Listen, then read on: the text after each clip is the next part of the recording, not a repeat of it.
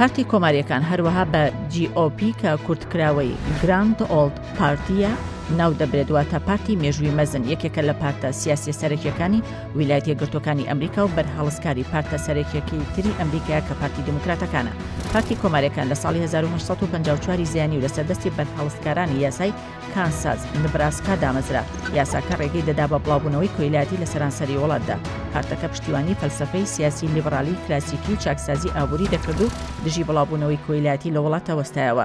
ئەبراهام لینکۆڵن یەکەم سەرۆکی ئەمریکایە کە لە یانگری کۆماریەکان بوو بێت و دەسەڵاتی گرت بێتە دەست. لە سەردەمی سەرۆکایەتی لینکۆڵندا کە لە ساڵی 1865 وەک سەرۆکی ئەمریکا هەڵبژێردرا و لەو ساتەوە کە کۆماریەکان زۆرینەی کۆنگرێسی ئەمریکایان پێکدەهێنا کۆیلاتی لە ئەمریکا قەدەغەکرا.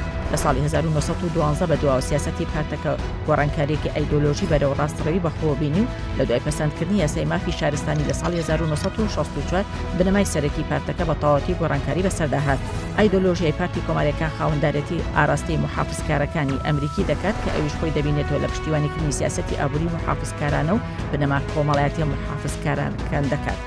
کۆماریەکان پشتیوانی کەمکردنەوەی باجن لەسەر شمەکی ناوخۆیی و لە هەمان کاتدا پشتیوانی سیاسەتی سەرمایەداری بازاڕی ئازادن لە هەوڵدان بۆ دانانی ڕێوشوێنی توندی تایبەت بە پۆست زیادکردنی خەرجیە سەربازیەکان و پشتیوانی داراییەکان بۆ سوپای ئەمریکا پشتیوانی یاسای ئازادی هەڵگرتنی چەکن لە هەوڵدان بۆ دەرکردنی یاسایەک دژبەر لە بەربردنی منداڵ.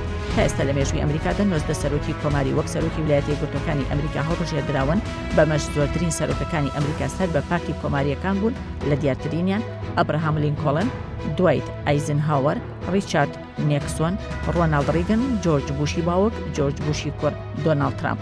کۆماریەکان زۆرینەی ئەنجومەنی پیرانی ئەمریکا پێک دەهێنن زۆرترین حاکمی ویلایەتەکانی ئەمریکاش لە کۆماریەکانن.